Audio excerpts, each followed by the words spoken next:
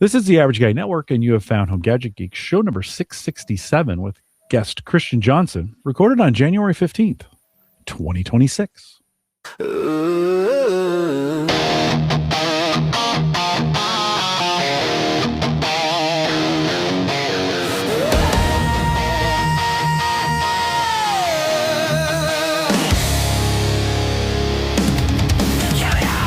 Here on Home Gadget Geeks, we cover all the favorite tech gadgets that find their way into your home. News, reviews, product updates, and conversation, all for the average tech guy.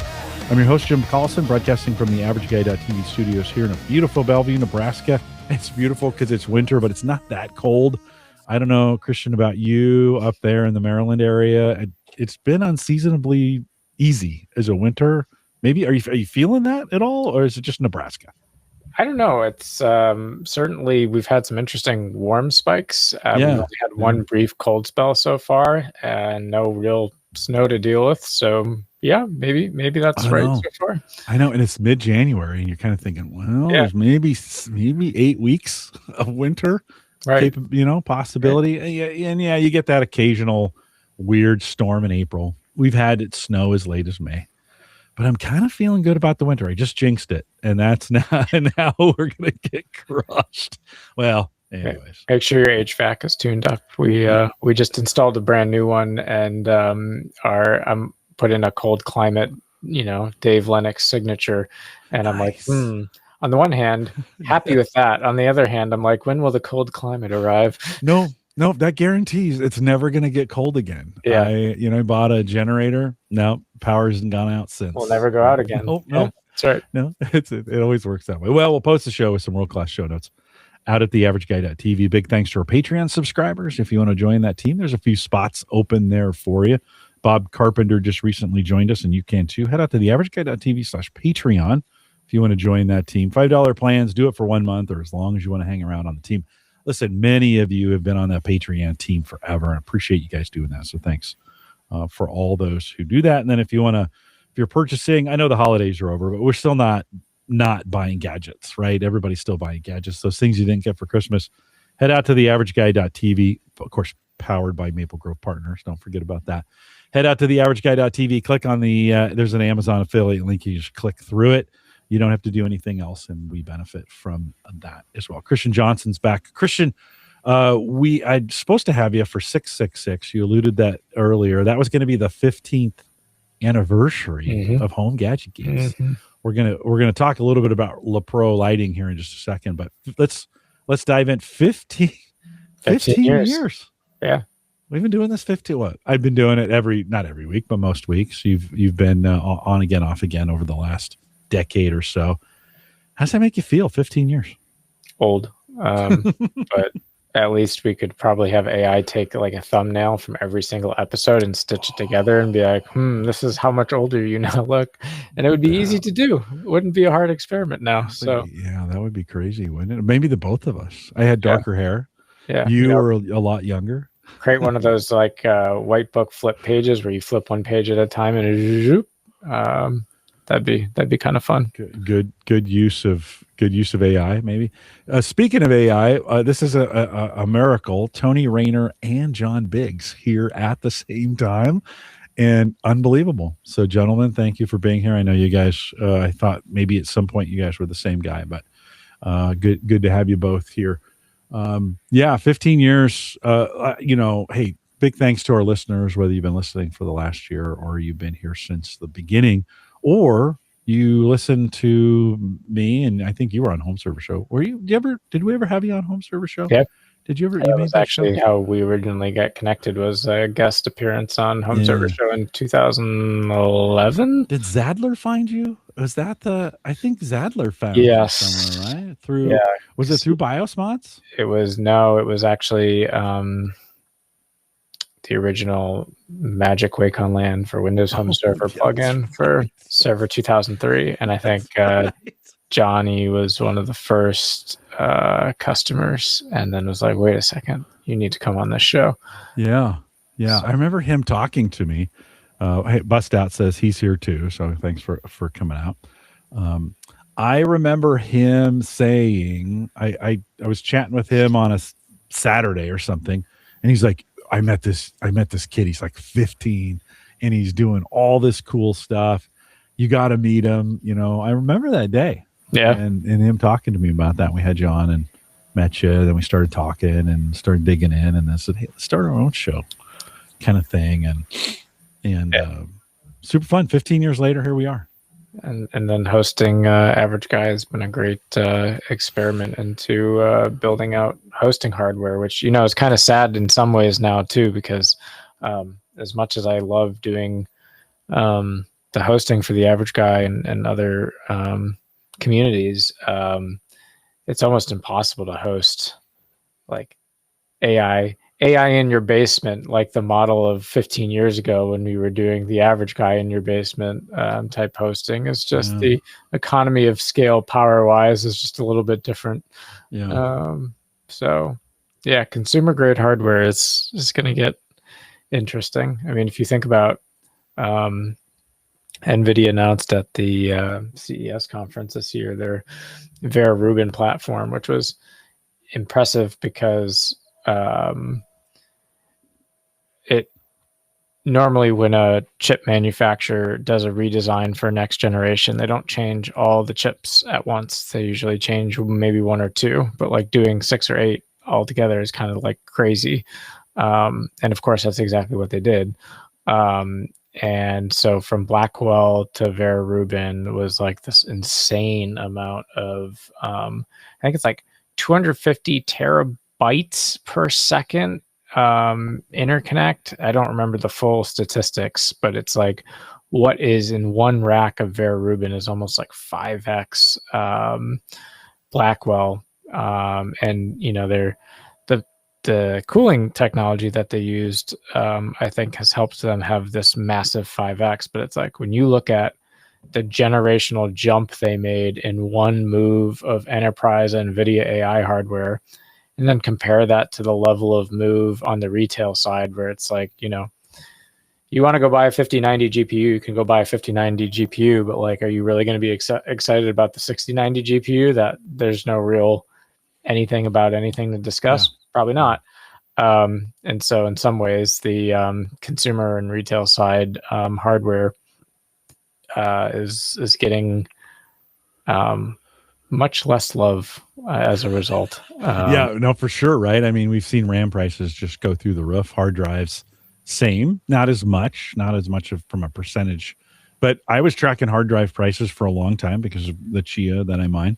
And then it was getting down. We got almost to $1 a terabyte, or $10 a terabyte, something like that.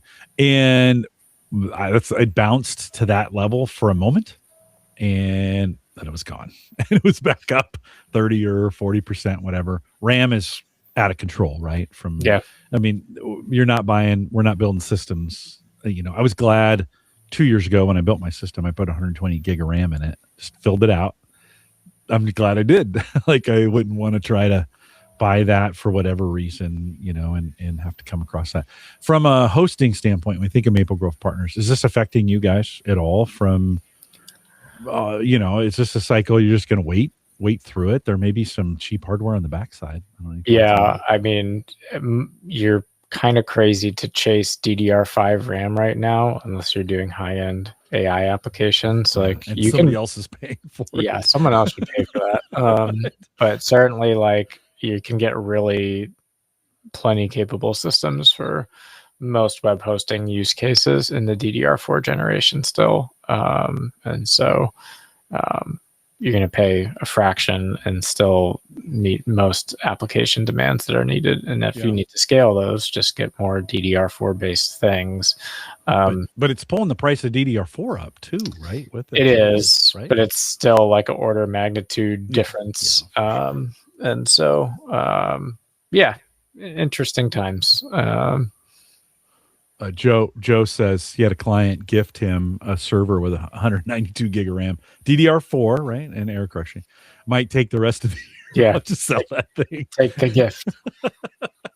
And then Bust Out said had a hard time getting a replacement 128 gig SSD when one of my Proxmox bucks started dying, and it's created a little bit of a bottleneck in supply chain as folks are focusing. Who was it that decided they were just going to do commercial grade stuff? And I forget the name of it now. I should know that. I just heard it today. One of the chip makers said, peace out, consumers. We'll be back. We'll be back when the AI boom is over, right? And so for us builders, for us system builders, that gets a little bit it's getting a little bit dicey out there. Listen, I would think most of us are in pretty good shape to just sit tight, let this bubble do its thing, right? There may be some good opportunities for those who wait on the back end. I'm thinking of Maple Grove Partners. Christian, if you guys wait through this, there could be on the back end of this thing, there could be a glut, which would benefit you, right? Definitely. I mean, at some point, I want to hope that we get to a place that the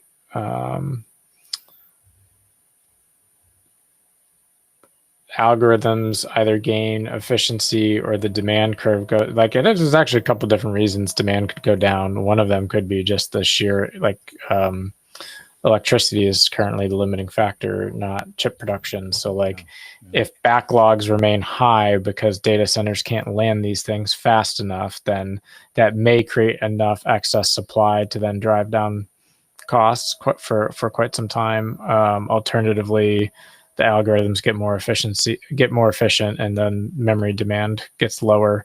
I have a feeling that's not going to be the case for a while, but we'll see. Yeah. Well, I think it's going to take. This won't be tomorrow. I think it's going to take us a good part of the year to work through this to see what happens. You never know. I lived through the .com bubble, and it was great until it wasn't. And one day it just, you don't know. It's like everything's great and everybody's optimistic and this sounds great. And then a piece of news or two comes out. And I remember when the bubble burst with .com, feeling it actually like, oh, this feels different. And it, the market pulls back a little bit and everybody starts warning. And then there's this, oh, maybe this isn't it. And so then people buy back in thinking it was just a bounce, and then it's not. It just flushes out. And I lived through that. I mean, I've lived through the financial crisis of 2008. And that same, the market's same for different reasons, right? Totally different reasons. But, everything, we keep talking about this bubble, this AI bubble. And people are just, and this is almost the sign of a bubble when people are like, no, I think this is sustainable. And you're kind of like, I don't know how it can be, right? Yeah. And so buckle up, friends. Especially for us, most of the folks who listen to this, you're in the consumer space or you're working as a sysadmin in an organization. The thing about both the .com bubble and it was a housing crisis in 2008, right? But led to other things. We're back on the other side. Right. And so this too shall pass. Just don't make stupid decisions. I always say when it's falling, don't make dumb decisions. Don't make any decisions if you don't have to. Right. Yeah. So I think we've got some interesting days ahead for this and how AI goes. So speaking of AI, I promised the guys over at LePro, I put the link in the chat to some whole house lighting, permanent outdoor lights. And Christian, let me ask you this question. I don't want to say you're a new homeowner because you bought that house a while ago. 5 years ago now. Yeah. 5 years, right? Right. Was it during the pandemic? 3 days after. Yeah. Yep. Good times. Good times. That's crazy to think. Yeah. So 5 years ago, it's just 5 years ago. Christmas lights. This is when we think about outdoor house lighting, Christmas is what kind of kicks it off, but there's other applications for it. I'm seeing more and more folks do lights at different times of the year. Have you gone down that route of hanging them or, buying them? It's funny because I felt like I had all I could do to get Christmas lights on the Christmas tree this year and get the Christmas tree in before Christmas. So short answer, no. We've done lots of landscaping lights, which are like M16 LED type bulbs, but we haven't gotten to the point of like what is depicted here where you're going to run around the house and do all the light hanging. So yeah. One of the things, I have tried over the years to do, I would wait till after Christmas and I would buy the Christmas lights on clearance, right? Because that's the best time, December 27th is the best time to buy Christmas lights. A couple years ago, Philips came out with some inexpensive Christmas lights that were also, you could choose the colors, right? You think, see what's on screen here. You could set, I don't know, let's say 8 different routines of different kind of color palettes that you want to put on there. So there were different color combinations, red, white, and blue, right? That obvious, a 4th of July for here in the United States, or oranges for Halloween, or magenta colors for Easter kind of deal, right? They had these preset colors. But it was still in that green, you know what I'm talking about, the greenhouse light form factor, the wires that if you kind of blow on them, Yeah. they just they disintegrate. Is this the year? Yeah, you're like, how long are they going to last? Yeah. There's been a trend in LePro. I'll throw the link. It's in the chat here for the live folks, and throw it in the show notes as well so you guys can see it. LePro reached out to me and said, "Hey, would you review or would you put up some of these lights?" If we sent them to you. And I said, yeah.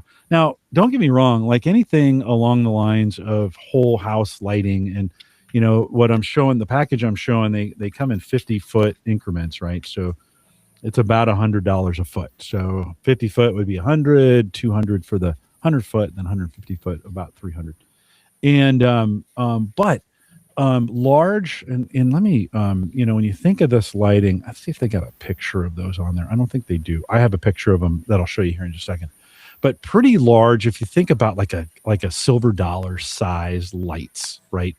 These are these are hefty. They've got stickers on the back that you can stick them onto your house if you want to. They have a loop that you can put a screw in, so if you want to screw them into the house. You'll see a picture here in just a second. I ended up in my eaves. I didn't want to permanently attach them to my eaves because I wasn't sure this is where I wanted them to go. And those eaves are vinyl siding, and I didn't want to put a bunch of holes in my vinyl siding. So I took some shims and I just put them on the end of shims, and I slid the shims into the vinyl siding so that they're fixed, but that it wasn't a permanent fixing. I can move those on. I'll actually probably pick up some heavier shims and adjust those.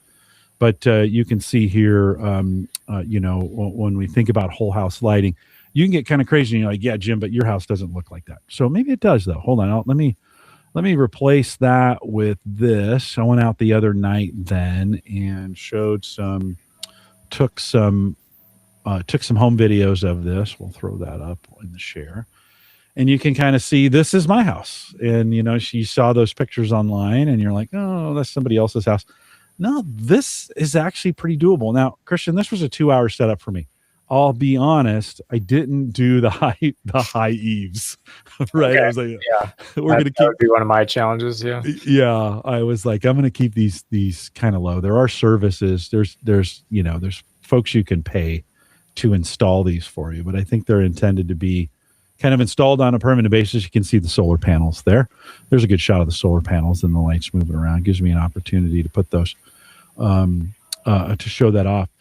Maybe 2 hours of install at this point. So out with a ladder, plugging these in, putting them on the shims, getting in the right place, bringing them down. They've got some sections of wire where if you want to go some distance in between a section or two, you can insert those in. They've got different controls for them.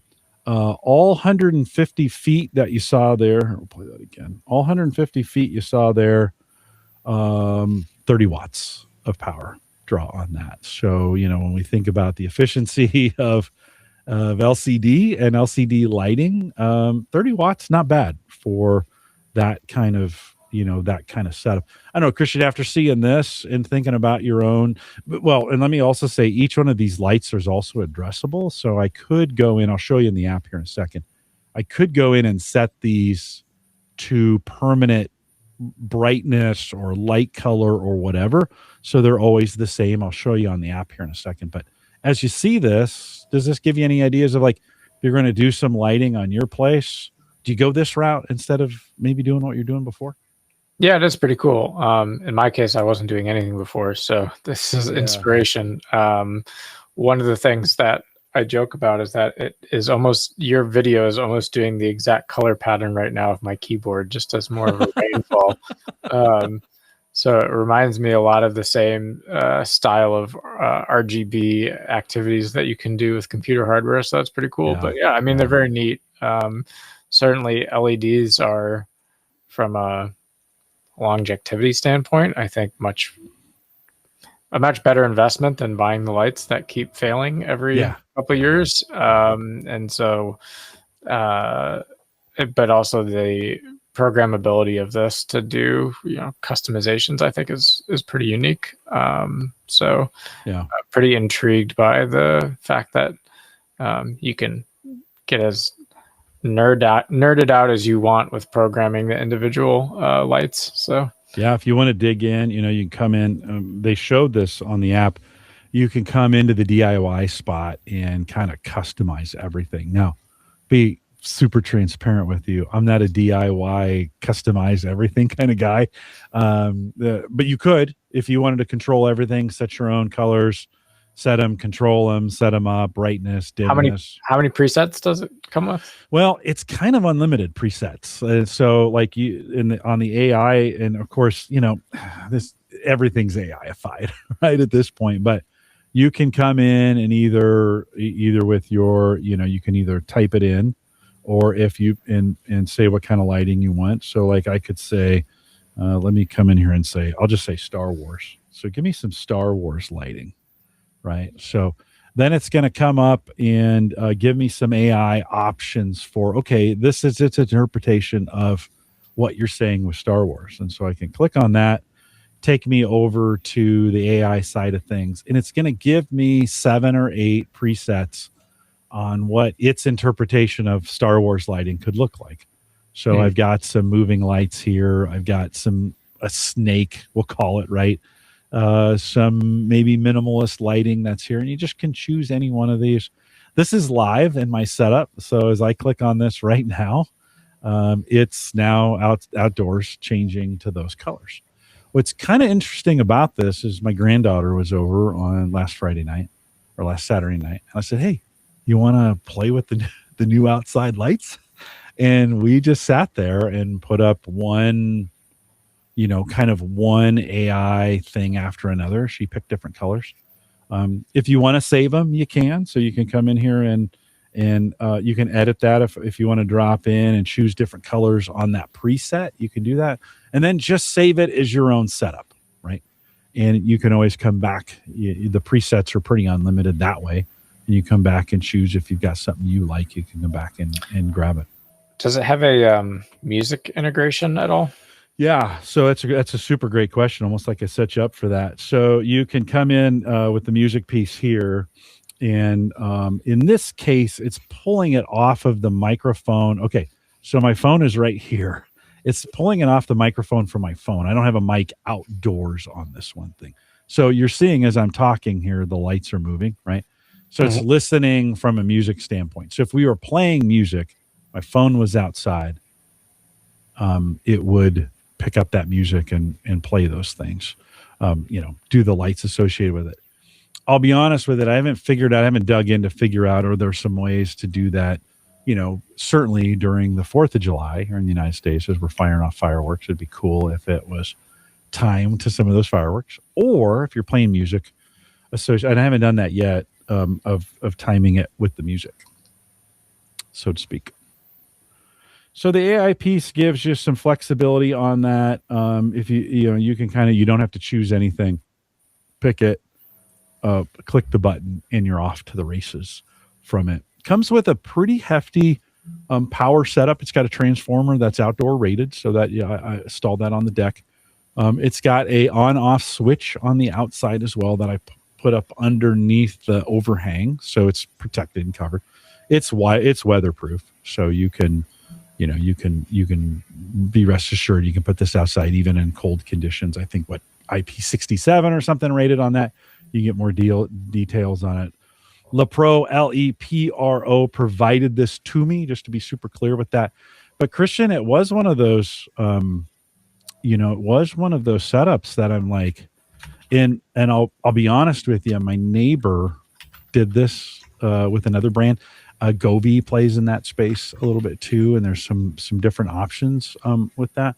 He did it first, and I thought, oh, and so when they asked, I was like, yeah, this would be kind of fun. So we have neighborhood battles now. Who can have the coolest outdoor, outdoor lighting? You saw, I think, in the chat. Let me see if I can find that. So Bust Out said, hold on, let me get to the chat piece here. Come down. He said, nice recharging with the solar Christmas lights to recover some of that light. You saw I've got my solar panels out on the front of the deck. Of course, I brought the lights around the solar panels, and I actually installed a bunch of them with zip ties.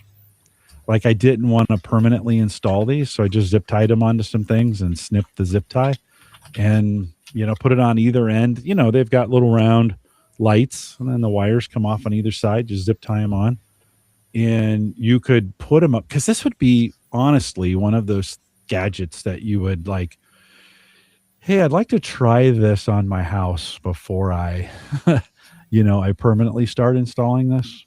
Yeah. Now, in that other view on that app, there was a section for photos. Is that so that you can upload a photo and it can pull the colors out from that Correct. photo? Okay. Correct. Yeah. So you can give it a color palette, say match this color palette, which, you'd think like maybe you see somebody else's house that's doing this. Yeah. Oh, I really like those colors. It's a pretty attractive deal. I mean, it looks like they have the right features to have some fun with it. So yeah, good stuff. So big thanks to LePro for sending those out. And I'll include the link to their website I don't have an affiliate thing there, but you can check out the information on that as well. Super cool, like home gadget that, we're home gadget geeks. This is maybe one of those home gadgets. Christian, I saw one of, I was watching videos on different people as I was setting this up, right? I was watching videos just how other people were setting this up and some of the cool things they were choosing to do. And I watched a guy take the strip lighting, and LePro also has some of that strip lighting, but they took the strip lighting LEDs and put them around their garage doors, and just around the frame on the garage door on the inside, and then set up proximity sensors. So when the vehicle, so this was tied to the guy's phone, when he pulled up in his driveway with his phone, the geofencing said, "Oh, he's home," and it lit up the garage. Lit up the garage. The outline of the garage, which I thought was another super cool idea on lighting. As I was thinking about these lights, I also thought since they're addressable, each one of the lights is addressable. You could display them in whatever you want to do till say 10 o'clock, and then it could maybe switch over to a mode where it goes into a security mode, and maybe just certain lights are on, so you're not having them all on, but you're getting your security areas. I know you ever feel like in your house there's just some areas you want lit? 100%. I mean, it's one of the nice pieces about landscape lighting too. It's like, even from an outside perspective, there are areas that you just want lit that ordinarily aren't. But also in houses, I feel like there's such a, I don't know, maybe this is just a me problem, but it has taken me a long time to have opinions about what color bulbs do you want where in the house, and are you going to use them consistently across, and like, are you that 5,000 Kelvin kind of person, or that candlelight colored kind of person, and which colors are right for which rooms? And it's not, I find it's not as easy as you would think. Yeah, and your spouse this is our case. Sarah likes a different hue than I like. Right. She's like, oh, that thing, it gives me a headache at that, at that temperature, so to speak. I'm like, oh, I kind of like that temperature, right? Yeah. Right. And here's the crazy thing. I don't think, a couple years ago, 10 years ago, we didn't care for the most part. You could buy lights in different temperatures forever, right? They've had them, but we now can control them, and so that adds. There's some chat coming in about what the right K is for these lights, right? But now that we can control them, do you? Yeah. Do you tune them? It'd be kind of cool actually if it adjusted the color of the room based on knowing who is in the room. How'd you do that? You could do that today, couldn't you? Well, like if you have your phone on you, for example. Yeah. So let's say you're only in the room, Okay. and it knows that that's assigned with a color preference. It could just automatically make that change. Because like even like Wise bulbs, for example, you can set the hue profile. So that's kind of an interesting thought in my mind. Yeah. Like yeah. Auto adjust colors based on who's in the room and what presets are known about. Well, and brightness is another level on that of like what's appropriate. When do you want them dim? So as an example, we have a light over the litter box for the cat. We have a light at our front door that Sarah likes on all the time. Both are controllable. But overnight we don't want them burning full blast. Mm-hmm. So you turn them, you set them at 50% or whatever, and we're content with them at that. Our whole, I don't know about you, but our whole house, there's not a spot you can go that doesn't have some kind of light on. Sarah loves lights. And so we've got lights just about everywhere. When we started doing the solar panel experience, and I was kind of testing to see, like, could we go mostly off grid? And I started measuring everything. And I said, no, we waste. When you're on grid, you just don't have any discipline for like, no, you're just like, no, I want to leave these lights on at certain times or all night, so to speak, or, Yeah, no, it's true. Yeah. The hard part, and John is alluding to this in the chat, is when your house has different temperature lights all over the place and it's not consistent, right? Is that weird? Yes. Yes. Yes. The answer is absolutely yes. And I'm like the biggest defender of it, because like even in my cave down here, these are the brighter daytime lights. Now they're adjustable, they're dimmable, but they're at the higher color spectrum. And then the stairwell light is back to the candlelight color. So it's kind of it's just strange. I can't say that I thought, when I move in the house, I'm going to find every light fixture and change it to some type of light bulb setting that's consistent, or LED. Now we got pretty much rid of all the like incandescents and just went straight to the LEDs. But like it's a pretty big spectrum. Like some are Wise bulbs, some are just fixed LED bulbs. And yeah, well then that's the thing, right? You get some replacement bulbs and they're 4,000, let's say, and then but you don't really thinking about it. And then the next time you're like, I get a couple bulbs in there, 3,200, right? And then whatever, I'm going to put them in, and then you start like, these weren't the same, these weren't, and then you start buying bulbs you got some Hue bulbs, you got some Wiz bulbs, you got some Wise bulbs, you got some. And then you're figuring, what apps do I need to pull them all together? I need the bridge, connect all the different companies. Yeah, it's kind of tough. That's actually one of the things that I think makes home automation or just like enhancement both fun and frustrating all at the same time, is that there is a saturated market at this point. And so like if you think about inner compatibility with the stuff you have, and then do you have buyer's remorse of the things that you do have? And so how do you deal with that buyer's remorse? Do you try to go multi-ecosystem, or you're like, I'm going to throw it out and start over? And I think most people don't want to throw out what they've already invested in. It's $20. So then they go to the multi-ecosystem, and then they get frustrated that they got to do it 5 different ways to get kind of what they want. But But I do think a lot of it is trial and error against people's preferences. Like, for example, I've used a lot of Wise cams and Wise bulbs. I think they're cheap, they're fun. I think they've improved their hardware tremendously since they started. Like compare a Wise Cam OG to a Wise Cam 4, and you'll be like, oh my gosh, it's not even close to the same product.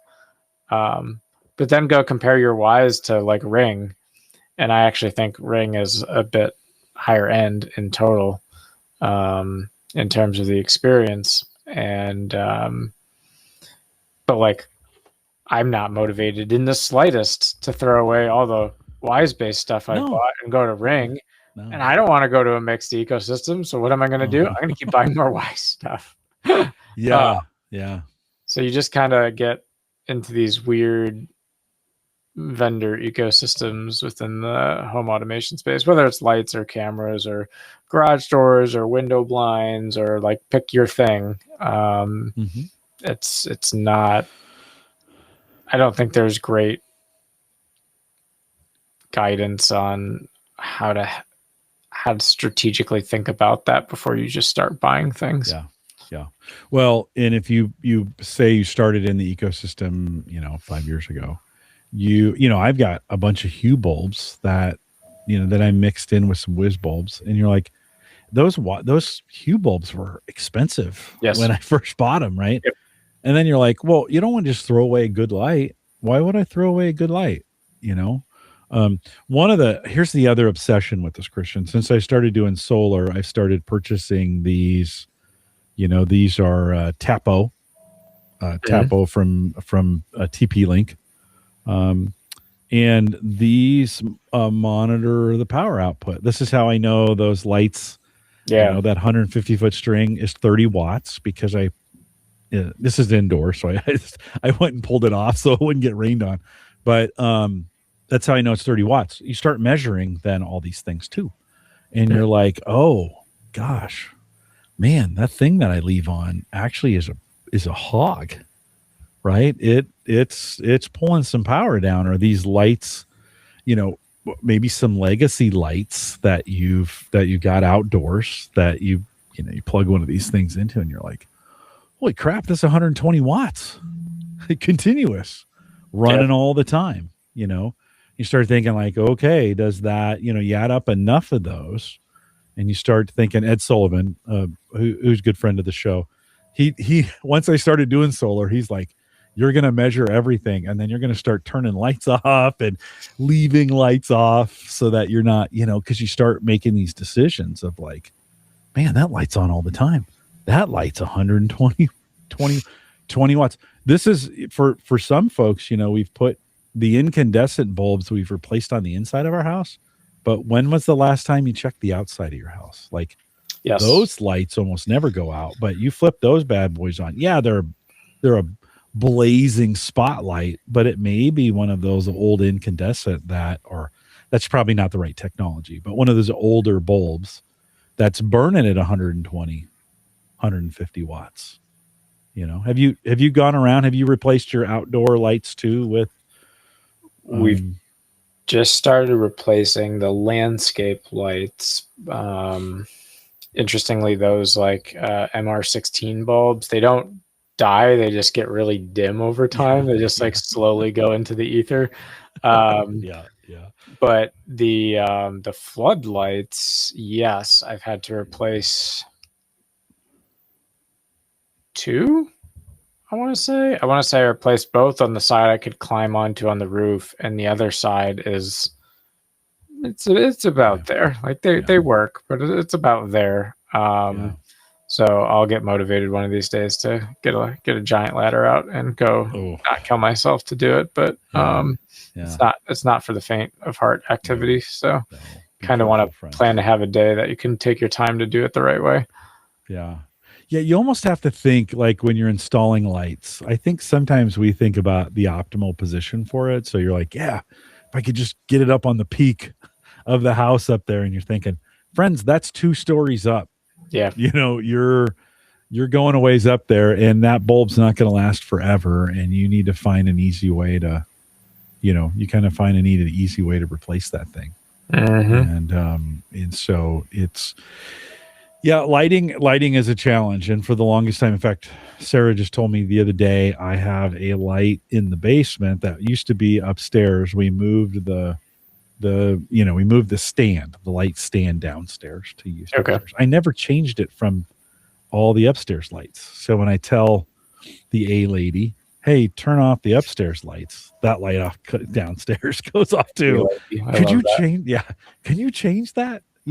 Well, I mean, Christian, those both the A and the G devices are attempting to be, I use Home Assistant as well. And that's another thing. Like, okay, so I put these LePro lights on the house and they connect with the Amazon Assistant, but not with Home Assistant. And so there's those hub concepts too. Like you're like, okay, I need to stay in the ecosystem, or do I? Are you on the Plus version of? Yes. Okay, and how has that been? Good. Yeah, not bad. The voice is weird and it changes from time to time, and I'm not exactly sure who I'm getting. Sometimes I feel like I'm cheating on the old A lady. Like, wait, where did my girlfriend go? Like, I used to talk to her all the time, and now you sound like you're a teenager. Interesting. Very interesting. Yeah. Do you see any of that in your work? Well,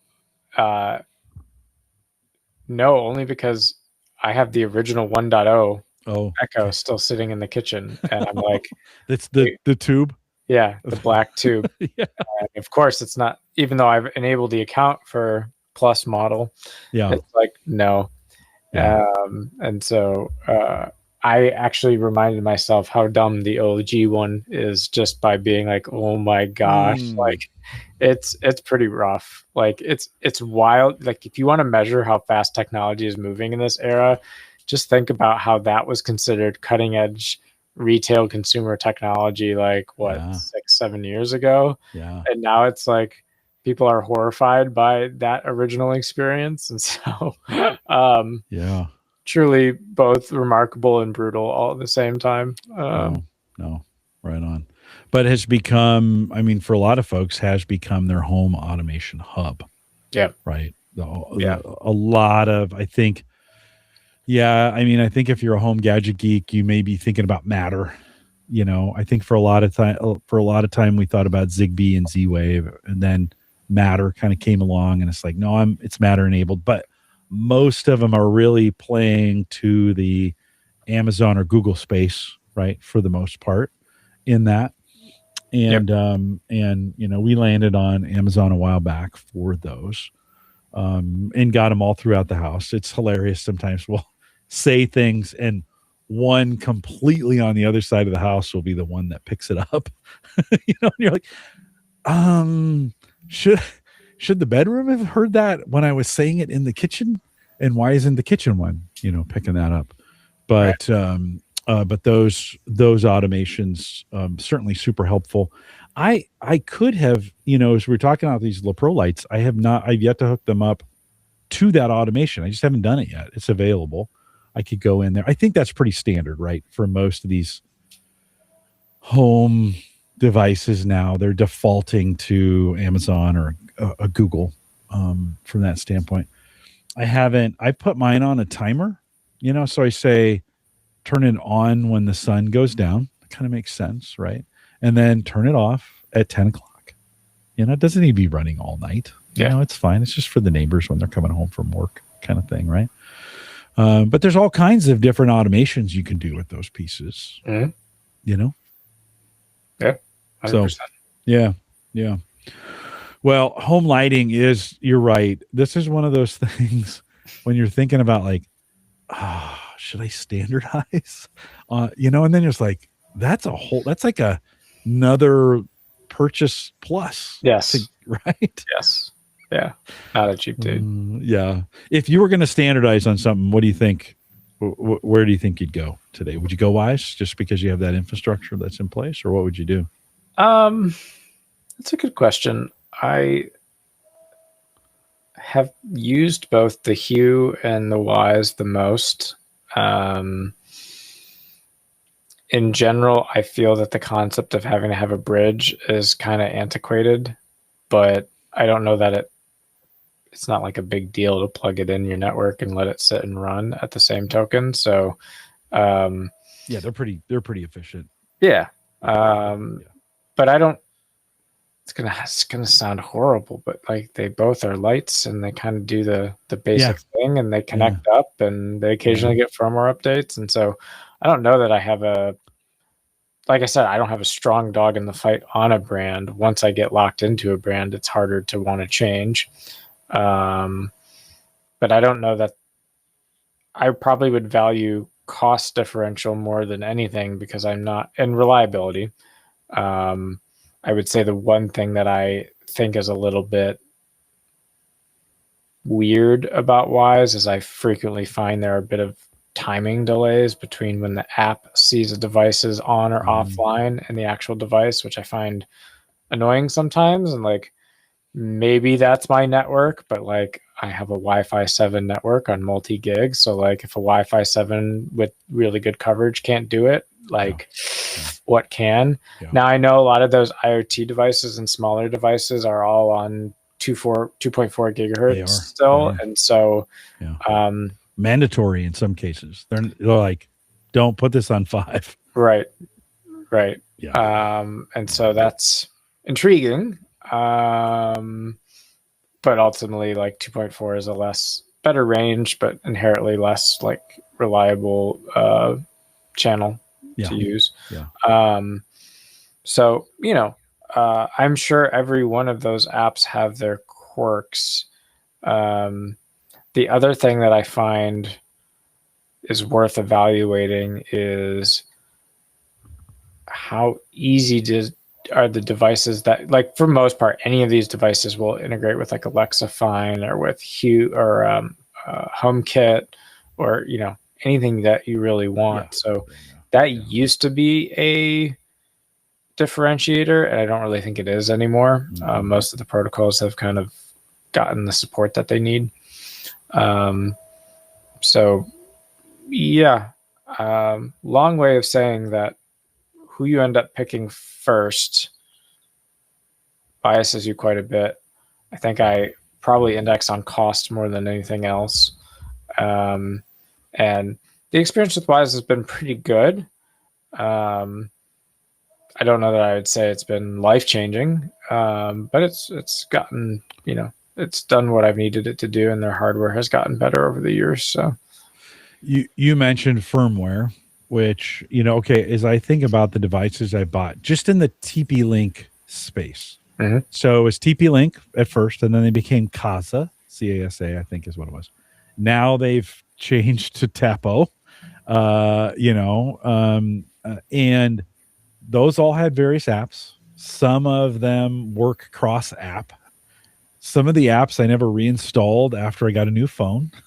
And then you were like, these devices are dependent on the apps for the firmware updates, because you set them up with your phone in most cases, and you gave them the, so you're going into the app. You can kind of start losing track. I think I probably have 25 devices of some kind, a plug, a light, those kinds of things. I'm not constantly checking for firmware updates on those. Should I be? And then should I be locking those things down so they can't call home? My general view is if you have them on a IoT guest network, and you have that guest network pretty locked down in terms of what it can get out to on the internet, that the risk of being behind on a firmware update is probably not the end of the world. That said, technically, like a Wise bulb, for example, each Wise bulb is IP addressable. So any one of those light bulbs that gets compromised because there's like a Bluetooth vulnerability or a network issue or whatever is technically a foothold on that network. So if you're going to be smart about it, I would say like DMZ it off onto an IoT network and restrict it to talking to what it needs to connect up to the cloud for that brand. And then yeah, the attractiveness of like from a security perspective of attacking that hardware gets pretty minimized.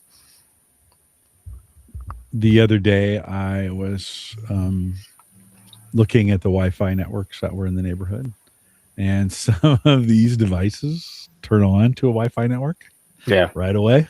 Right? Yeah. They expose that. Now they're getting. It seems to me, I could be wrong.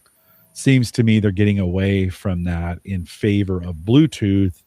Then you get into it via Bluetooth and set up the Wi-Fi access that way. It seemed to me that I could be totally wrong on that, but I still saw 40 Wi-Fi networks of various printers and just various. It was probably not 40. Let's probably say it was 15, right? But still a lot. I remember we used to, drive around looking for insecure networks. And now it's easy. You're just like any neighborhood. You're like all these, and they're not open, right? But they're broadcasting, right? Yeah. Yeah. Yeah. I think most. Is that worrisome? Not necessarily. I mean, broadcasting doesn't really shouldn't bother anyone as much as like, are you on WPA3 and like, what's the credential look like? I don't know how many people are still into like the old school days of like people were driving like down the street, like breaking web encryption. And, that was a time. But it's interesting because like, in my opinion, internet is pretty ubiquitous at this point. And so you got to be up to some pretty sketchy stuff to want to be like, oh, free Wi-Fi from my neighbor by cracking their router when like, go get a 5G pod in your house for $30 a month. And so it's like, if that's no longer like, if we've gotten to economy of scale where people can like chill for a second and just go get some basic service, then the residual reasons for why one would want to hack on a Wi-Fi network are get increasingly sketchy. So yeah. No, right on. And I don't, I see my neighbors, and I haven't even thought of like, I wonder if that's open. I think we are, in those early days, I think it was open by ignorance. Oh, 100%. Right. And don't you think we're pretty much past that? I mean, I think all of the devices are closed by default, and most consumer devices are closed by default. I think the biggest thing that is still kind of just sad is that a lot of consumer devices will get put on networks with public IPs that have horrible vulnerabilities in the firmware, and customer has no idea. Right. So like in many ways, like I worry much less about firmware of like the Wise bulb. I'd be much more worried about the firmware of your TP-Link acting as your gateway to the internet. So true story. Good, probably good to keep those up. Joe says all the open Linksys networks. That's a very nostalgic era of having the stack of Linksys for the 802.11b with like the little file share and the 10100 meg switch. And they used to make some pretty fun stacks of Linksys hardware, and that's all. Those days are long gone. Yeah, pretty much. And yet they're not. There's other things that replace them, right? From that standpoint. Hey, in the remaining time we have left, you shocked the world last time you were on the podcast by saying, hey, crypto, maybe I'm paying a little more attention to it from that standpoint.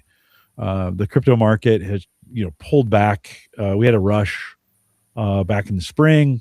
It's pulled back this summer. It's quietly kind of coming back right now.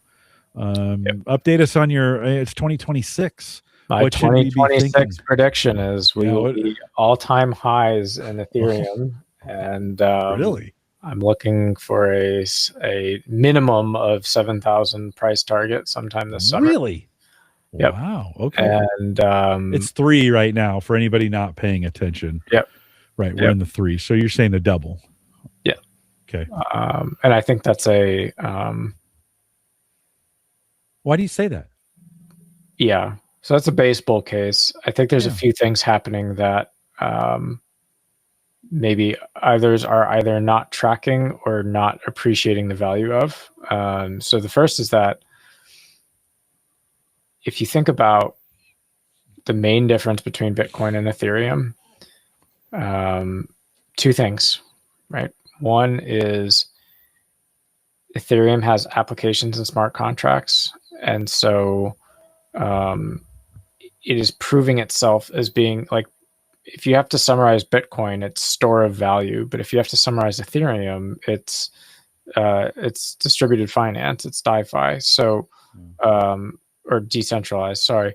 But all of the Wall Street and all of the big money that has been sitting on the sidelines is starting to go on chain with this and build financial products around it. And then you look at what's happening with Ethereum and the fact that it produces a yield. And Bitcoin isn't giving you a yield, it's a store of value. But a company like Bitmine can with their Maven network, stake 30 billion of Ethereum token and produce $500 million a year in yield.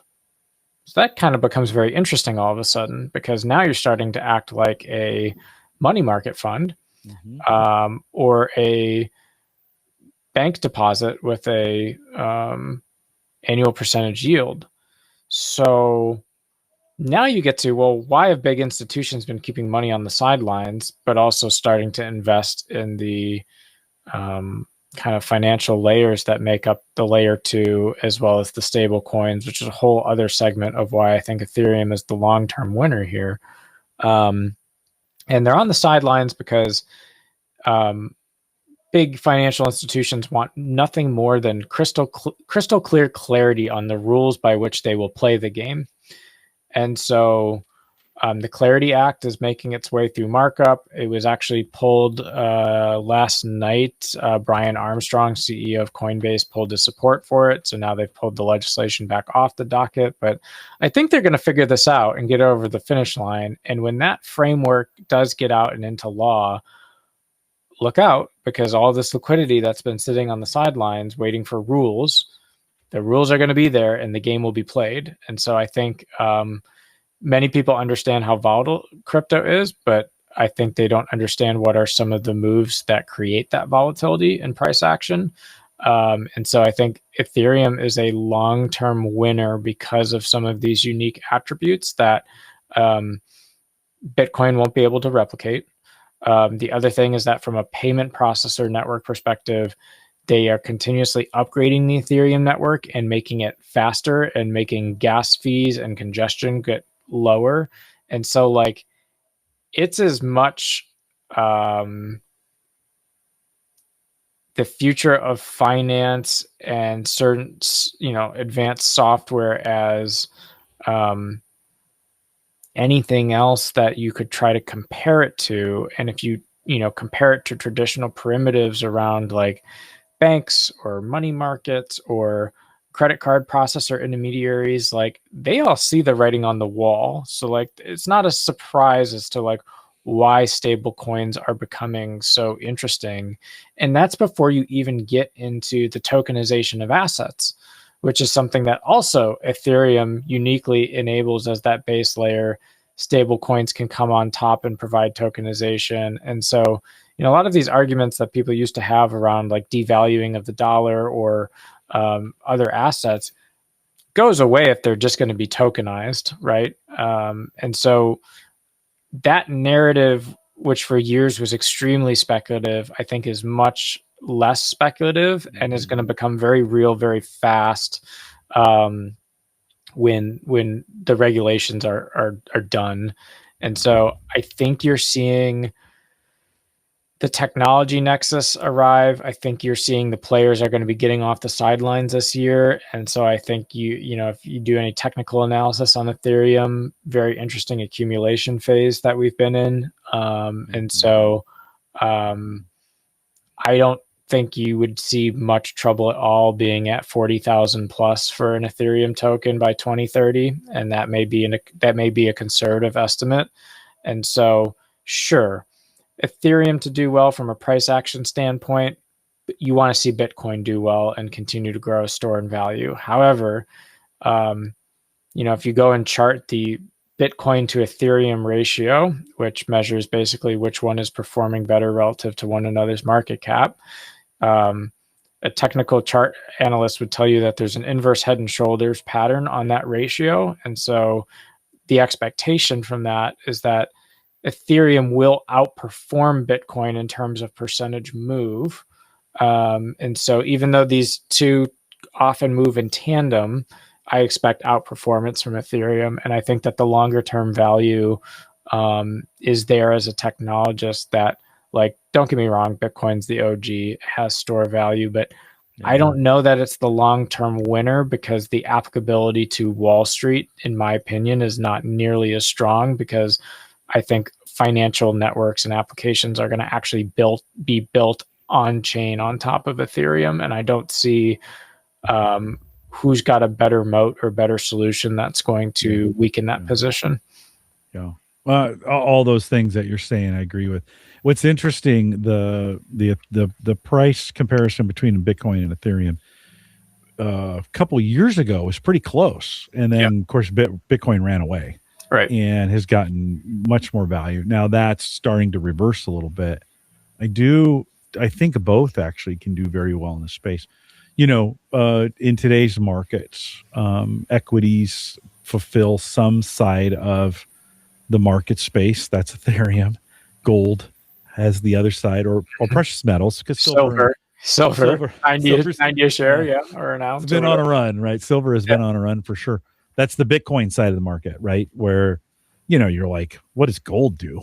It does nothing, right? But it's a store of value, like what you're talking about there. And so I think we're going to see, you know, of course, both gold and silver have been on a tear over the last 6 months.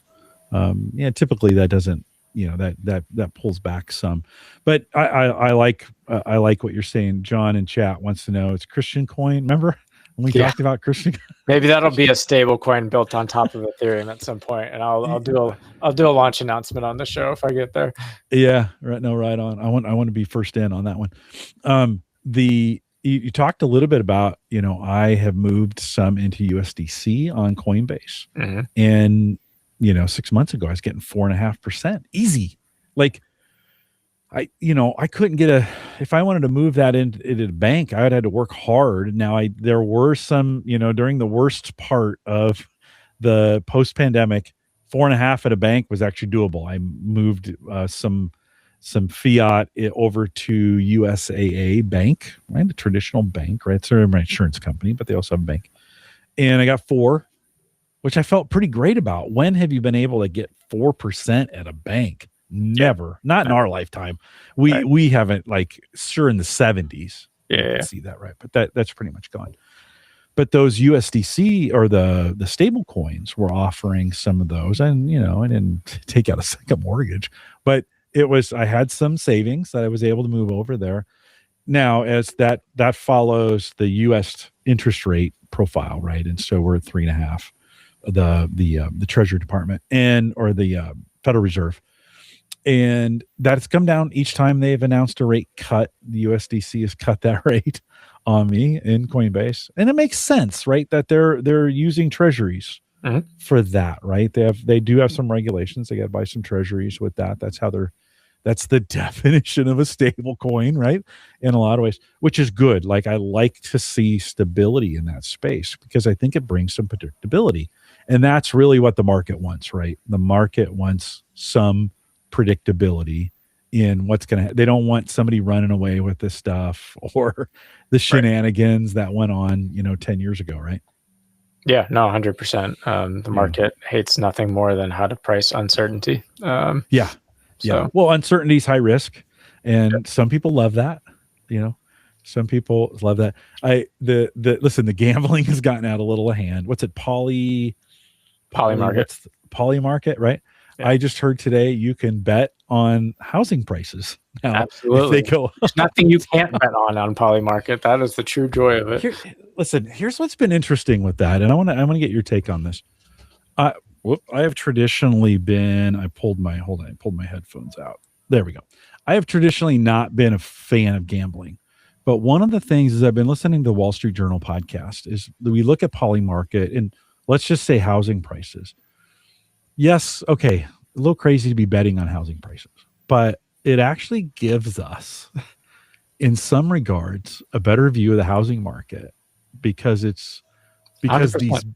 right these bets are It's, an indication of how people are feeling about it, right? Or actual stats, right? I don't know, talk about it. What do you think about that? it's a very strong sentiment indicator. It's not unlike how, all the polls predicted one outcome in 2024, and Polymarket predicted a case that was pretty much in the stratosphere of low probability for traditional polling data. But from Polymarket's standpoint, it was the most probable outcome. And so I think that when people have to put money on the line, all of a sudden a lot of the noise in the data gets real cleared out, and people are like, yeah, like not just like gambling in terms of like roll dice and see if you get a double snake eye and you win $1, but like actually put money on the table based on a logically reasoned outcome of why you think a certain thing will or won't happen, and then wager against that, and then multiply that by the number of people that want to participate in that wager. And that is an extremely powerful sentiment signal. And in some ways, for people that do, investment in even traditional equities, and there's macro, fundamental, and technical, and but a lot of those are still educated bets that you go into, and then conviction is the only thing that distinguishes a bet that fleshes you out from a bet that pays a reward. And so not quite unlike Polymarket for me, because a lot of them are date bound too. Like the bet is this certain definition of condition by X date. And that almost sounds like an option contract to me. Almost sounds exactly like an option contract to me. And then, of course, you're paying with it and betting with it in crypto. So it just makes it all the more amusing how it's to me, it's almost like it's just a different financial instrument that happens to be more intellectually interesting. Well, any system can be gamed. So everybody's always like, well, what about the fraud? It's everywhere, right? You're going to have moments where systems are going to be gamed. I mean, we may be the last 2 years, let's just say the last year, may be the most insider trading we've ever seen in any situation, right? Just because the gloves are off and it's out of control, right? And so, but in some of these markets, like you said, because you're betting with something that matters, you can't just do it. Like when things are free, they don't work, right? For the most part, right? Right. But when you're putting your money up, all of a sudden now you're getting there's some stake, right? I mean, it's the same thing that when we stake in crypto, it's the same idea, right? You're saying, no, I'm going to put my money on this, and I'm going to leave it there for whatever length of time. Ethereum staking doesn't require any kind of commitment. You just do it. Now it's 2%, but it's still staking, right? I think there's, to your point about Ethereum, I mean, I don't know what the latest figure is on the stake, but there's a lot of it being staked on Ethereum. And that is a signal in itself, right? You're like, no, this is people who've put money. This is value in on this. And so, it was the first time I thought, because I hear these gambling stories and I'm like, oh, come on. Are you kidding me? Like, this is the dumbest. And then as they were talking about the housing market today, I'm like, oh, actually, that may not be, when we're trying to get market data on housing prices, that may be a really super clear indicator, especially as we think about October when the government shut down for 45 days or whatever it ended up being, and we can't get government data. That may be the next, I hate to say the next best, because it still might be the best source. Right? I mean, even the government data is dependent upon certain polling of certain information from certain people in certain places. And when the U.S. government shuts down, we're not getting that data. Well, maybe Polymarket's the place to go to get that data, right? From a, I wonder if they bet on unemployment, the unemployment numbers. I don't know what they don't bet on at this point. We'll put it that way. No, right on. That was a great, listen, there's not too many times in life where you have a moment where you change your mind on something. And I had at that moment because I've been hearing about this Polymarket, and listen, I'm not going to do it. I'm not going to bet on those things. It's just not what I want to do. But as they were talking about this, and a guy came on and he was like, yeah, this may be the best indicator of actual housing prices, because people are thinking of, because it causes people to think, it causes people to research. And when I mentioned this the other day, insider trading, it may actually flush out insider trading, because the market, if you're betting that way, all of a sudden, when the bet goes wild that way, what's going on here? Right? Mm-hmm. You know, it is almost an open sourced, like if all of a sudden there's big bets coming in a certain way when it doesn't make sense, right? As long as those ledgers are open, right? As long as we can see the ledgers.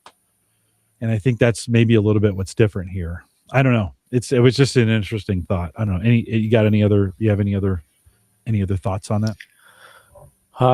No, we live in exciting and interesting times in this space. And also Polymarket as a news source is actually really interesting to me, because if you subscribe on X to the Polymarket channel, they'll do like breaking news on certain like things and bets, but like they're very relevant to like world news and events. So that has been actually a more interesting way for me to consume and engage. It'll be like, now 51% are thinking X. And so like that's a very interesting signal in and of itself to get in your feed. So listen, I work for a polling company. This is super interesting, right? Because the challenge is always to get a representative sample. Yeah. Now instead of a call center, you have people putting money on the line at high percentage. It's like kind of interesting. Yeah. And I'm not saying that's a representative sample, right? It's interesting, right? That is actually very true.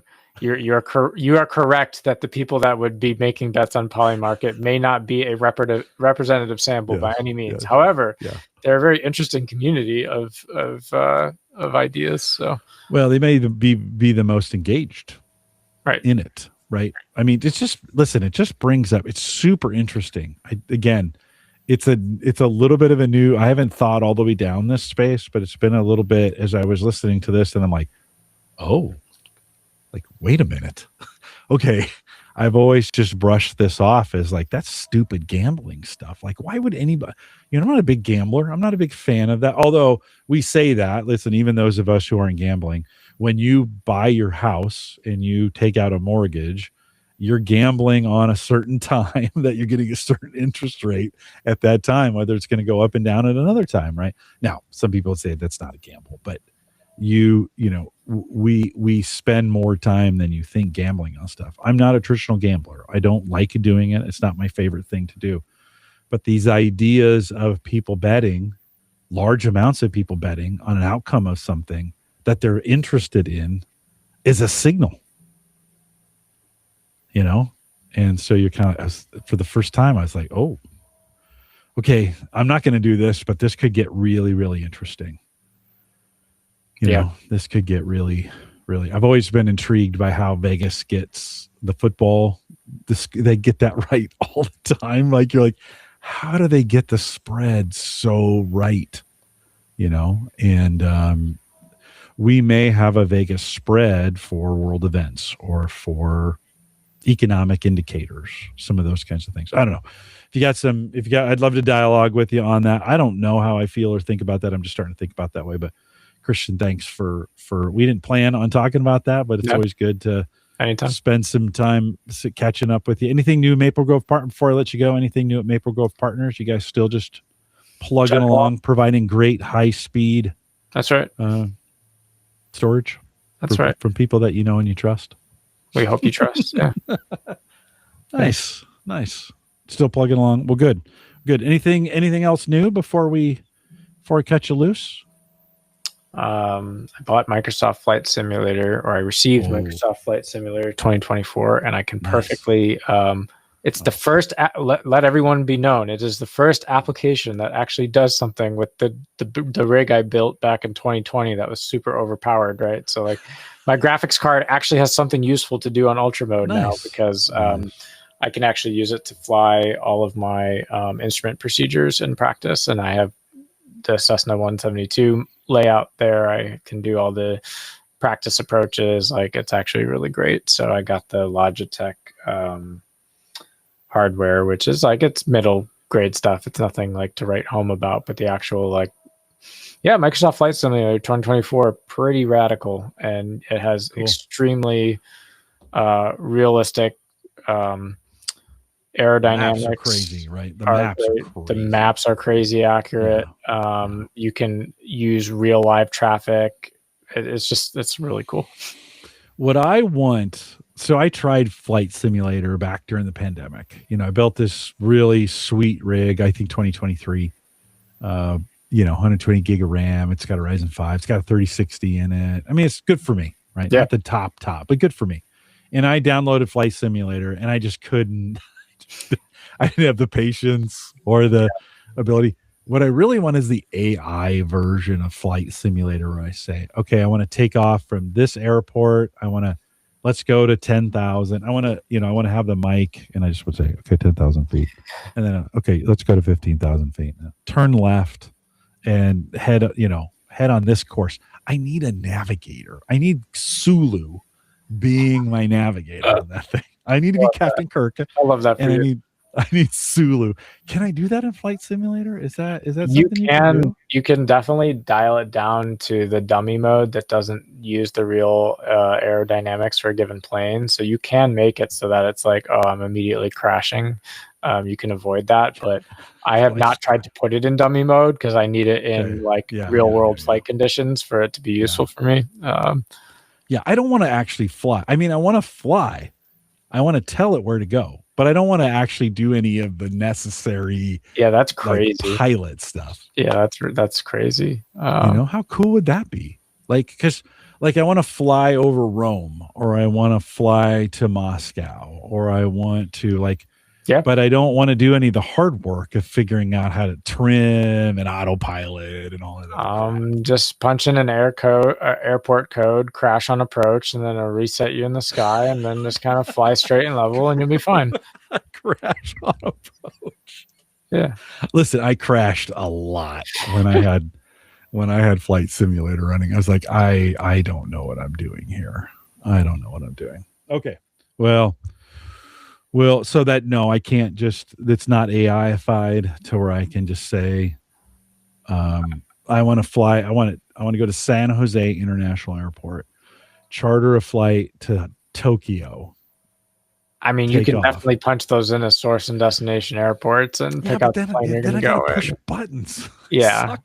That's the simulator part of it, instead of maybe you need to ask the Xbox Game Studios to make a Microsoft Flight Tour. It's like the touring edition of well, what got me thinking of this was you can go to Google Maps, and I can go to Omaha, and there's a flyover. Yeah. Right? They have a flyover mode. And I was like, well, this is cool, but what if I could control it?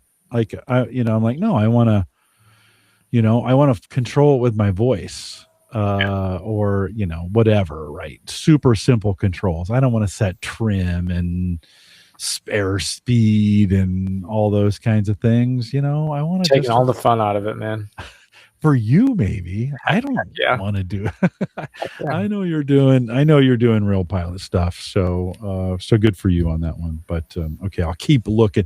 Listen, if you're out there listening and you got a way for me to do this on Flight Simulator, that's actually something I'd come home and I'd be like, you know what? I'm going to do a flyover of Dallas Fort Worth, right? And I'm just going to fly around, just bank. See amazing. All the things. Truly amazing. It'd be awesome. Do some loopity loops, whatever. Anyways. Christian, thanks for coming out tonight. Always great to see you. Always great to have you. Thanks for 15 years, man. Thanks for hanging out with me. We'll do a few more here on the network. I had full transparency. I'd kind of planned was going to wrap up Home Gadget Geeks that night. I was going to be like, you know what? I think I'm going to take a long break. And so I was headed that direction. And then as I got into December, I was like, yeah, no, I don't think I'm gonna. I think I'm having, I don't know. I have such a good time doing this and hanging out with people. So I was like, well, I'll take a couple weeks off. I took 4 or 5 weeks off. We'll come back and do it again. So here we are. And Christian, thanks for being my friend over the years. It's 100%. Been great to hang out with you. Can you hang out with me for 1 second? Yeah. Close it up. Yeah. Okay.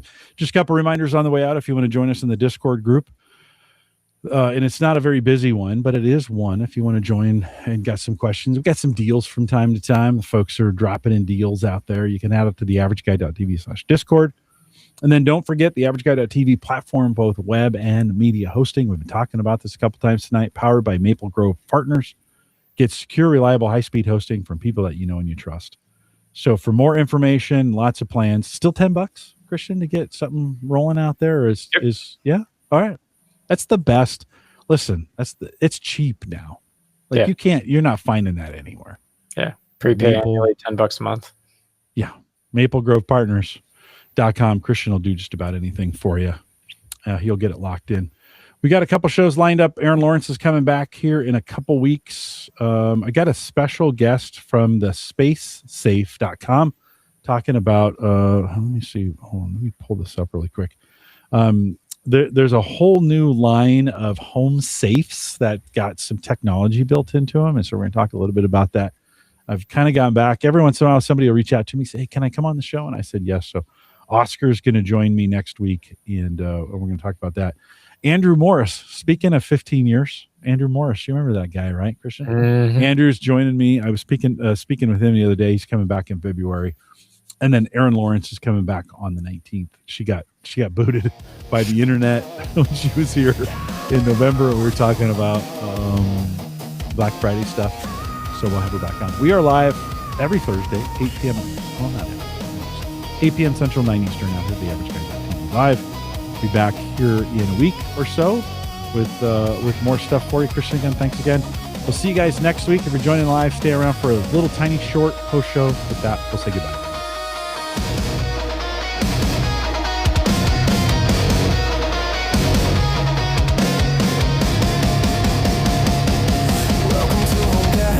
Geeks, where the screens glow bright and the Wi-Fi peaks. If you're looking for the tech talk you can actually keep, then settle on in with Home Gadget Geeks.